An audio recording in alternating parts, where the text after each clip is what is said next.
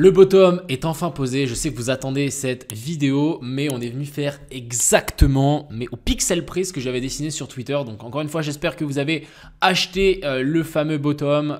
Après, encore une fois, on reste encore très proche du bottom. Donc si encore une fois, vous n'avez pas forcément fait vos courses, on risque d'avoir une petite correction. C'est ce qu'on va regarder encore une fois dans cette vidéo. Je vais vous montrer les points les plus précis, les points que je considère les plus importants à surveiller pour la suite du potentiel pump qu'on va avoir. On ira voir aussi le BTC, on ira voir l'Ethereum, on ira voir le Solana, on ira voir du coup le Hondo, bref. Pas mal de cryptos qui me semblent tout à fait assez intéressantes. Même le GMT, on ira faire un petit tour dessus. Vous allez me dire, what the fuck, qu'est-ce que tu analyses de GMT? Mais voilà, il est quand même assez intéressant. Et puis, encore une fois, j'espère que cette vidéo vous plaira. Redites-moi si vous voulez que je passe à une vidéo par jour ou une vidéo chaque 2 jours. Mais je vais plutôt faire une vidéo, je pense, à chaque fois que le mouvement, chaque fois qu'il se passe quelque chose, s'il se passe rien, il n'y a pas de vidéo parce que ça sert à rien.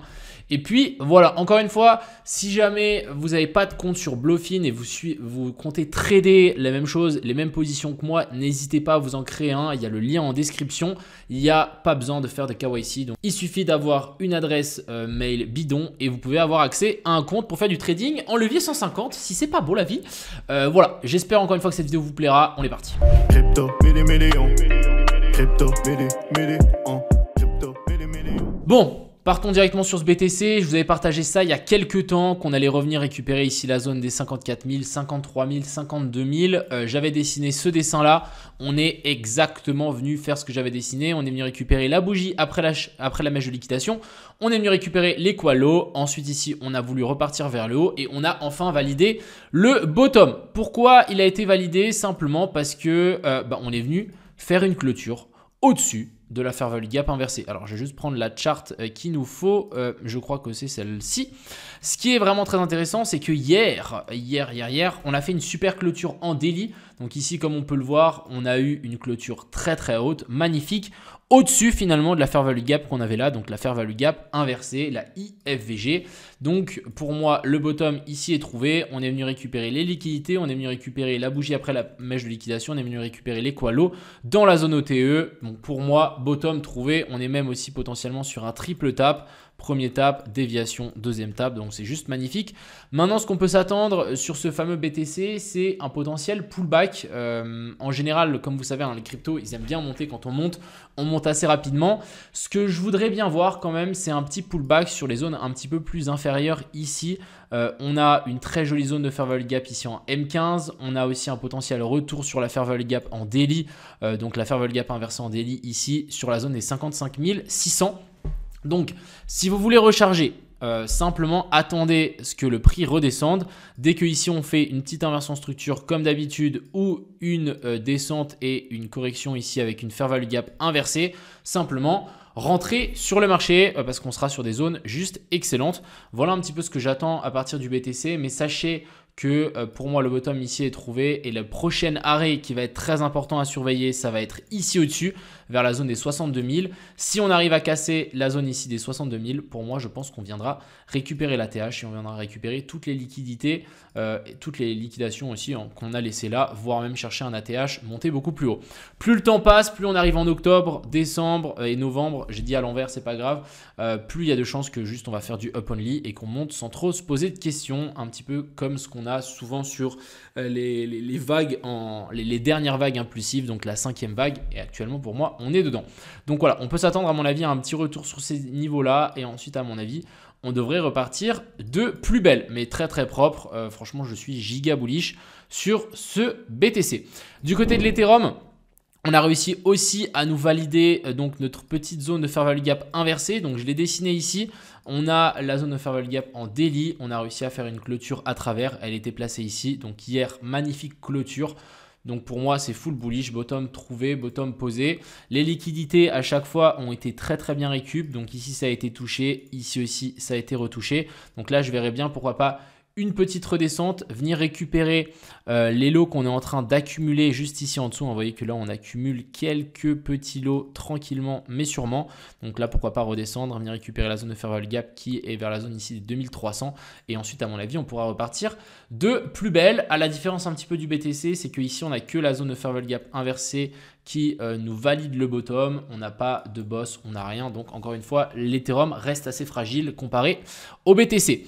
On va parler bien évidemment du Solana et de ma grosse position que j'ai ouvert il y a quelques temps maintenant. Donc j'ai dit que j'allais sans doute faire un concours. Mon objectif, c'est d'arriver à 500 000 de PNL sur ce trade-là. Donc, il y a 1500 sols en longue. J'ai envie de l'augmenter. J'ai envie d'arriver à 2000 sols, 2500 sols. Donc, encore une fois, je vais attendre des potentiels pullbacks pour augmenter ma position. J'ai dit aussi que si j'arrivais à avoir 500 000 de PNL, je ferais gagner 5K. Ouais, en tout cas, si jamais les gars, je gagne de l'argent, je ferai gagner beaucoup aussi. C'est un peu l'objectif. Alors, j'ai vu cette fractale hier. Ça m'a un petit peu intrigué. Regardez-moi le Solana. Ici, ce qu'on était venu faire en mai 2021. Je trouve que ça correspond un petit peu à ce qu'on est en train de faire ici. C'est quelqu'un qui l'a trouvé je l'ai trouvé sur Twitter. Et du coup, ensuite, on pourrait avoir un énorme pump comme ça. En tout cas, les gars, moi, je prie pour qu'on fasse ça. J'espère qu'on va arriver vers la zone des 500 $, 1000 $. Je pense que c'est largement faisable en bull run. Si on zoome un petit peu sur ce qu'on a sur le Solana. Alors, Solana, attention, j'ai vu des gens qui commençaient à prendre cette mèche-là pour nous indiquer qu'il y avait un boss. Pas du tout. Le boss, il est là. Pourquoi? Parce qu'on prend toujours l'extrémité après un cos. Donc ici, on a bel et bien un cos qui a été validé. Le point le plus haut après le cos qu'on a ici, il est là-haut. Est-ce qu'on a une clôture? Non. Pour le moment, on a 0 clôture. Donc là, on n'a pas de boss. On n'a rien du tout, donc là il va falloir quand même un petit peu se méfier. Ce qu'on a sur du coup le Solana, c'est que on a la petite zone de fair value gap inversée qu'on avait ici en daily. Alors je ne sais pas pourquoi ça bug, mais en gros on avait un point. Alors attendez, je vais juste vous la retrouver. Elle est là, je ne peux pas zoomer, je ne sais pas pourquoi, mais en gros, si vous passez en daily, vous allez voir que ici, on a une zone de fair value gap et du coup, on a fait une clôture à travers et vous voyez que ici, ça a géré en tant que support très très clean. On a rebondi et du coup, on a fait ce premier sommet. Donc là, si vraiment on est haussier, ce qu'on veut voir, c'est une correction à partir du dernier mouvement. Pourquoi pas faire ici une petite redescente, venir récupérer la fair value gap inversée qu'on a là. Donc on en a une en 1 heure qui nous a fait donc résistance. On l'a traversé et ça correspond aussi du coup à la petite zone de fair value gap qu'on a ici vers la zone des 130. Donc pour moi, ça vaut un petit peu la peine qu'on redescende un petit peu, récupérer ces niveaux-là, nous faire une jolie petite correction ici en A, B et puis C, venir chercher, je pense, vers la zone des 130 $. J'essaierai de rentrer et de recharger ma position sur le Solana à 130 $. Encore une fois, ça reste assez risqué, mais je pense que ça peut se tenter. Et ensuite, Inch'Allah, à mon avis, on devrait repartir vers des plus hauts. Et je pense que vraiment, le prochain arrêt qu'on va ici voir sur le Solana, ça va être ici, vers la zone des 160 $. Donc clairement, mon dessin que j'avais dessiné ici depuis le temps, pour les gens qui s'en souviennent, j'avais dessiné ça il y a quelques temps, qu'on allait corriger ici en A, B, puis C, revenir récupérer la zone de fair value gap en 4 heures, la zone ETE, la prise de liquidité. C'est exactement ce qu'on est venu faire, donc je suis plutôt content. Faisons un petit tour quand même sur Others. Ici, on peut bien voir que on est bel et bien venu rechercher notre zone. J'avais dessiné ça il y a quelques temps, on est en train de repartir et ça risque de repartir très très fort. Pour moi, le bottom ici est posé et on repart dans une vague impulsive, donc en 1, 2, 3, 4, 5 et ça devrait monter assez vite et assez fort. Ensuite, on va parler du Hondo qui est déjà un petit peu en train de s'envoler. Je vous l'avais indiqué qu'on était dans une zone excellente ici. Triple tap qui a été fait. On a bel et bien donc survécu cette petite zone OTE. Ce qui sera assez intéressant ici, c'est pourquoi pas attendre qu'on ait un petit pullback, qu'on vienne récupérer un petit peu plus bas. Vous voyez que ici, on va sans doute créer une zone de fair value gap en daily, donc de là à là, aujourd'hui. Donc demain ou dans les prochains jours, on est peut-être, on va sans doute avoir une ou deux bougies rouges qui viendront récupérer cette zone de fair value gap en daily pour ensuite vouloir s'envoler un petit peu plus haut. Ensuite, on a le CRV qui est assez intéressant. Je vous ai partagé un petit swing sur mon Twitter. Donc encore une fois, si jamais vous voulez trader avec des réductions de frais, n'hésitez pas à utiliser le lien qui est en description. Même si vous avez déjà un compte, vous pouvez toujours vous en recréer un. N'hésitez pas. Du coup, je vous ai partagé ça. On a Cost Boss sur le CRV. On était redescendu. On est venu parfaitement toucher ici la zone des 0,118 qui est du coup depuis ce dernier niveau. Vous voyez qu'ici on est venu faire une petite touchette parfaite.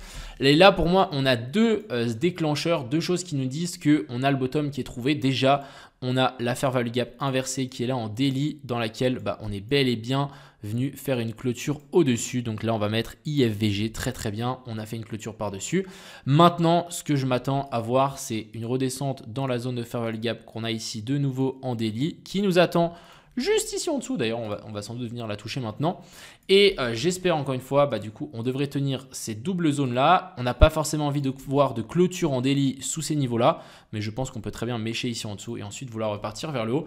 Je pense sincèrement que ici pour le survey, on est assez proche d'un bottom et on a vraiment des signaux qui nous disent que ça devrait vouloir repartir vers le haut.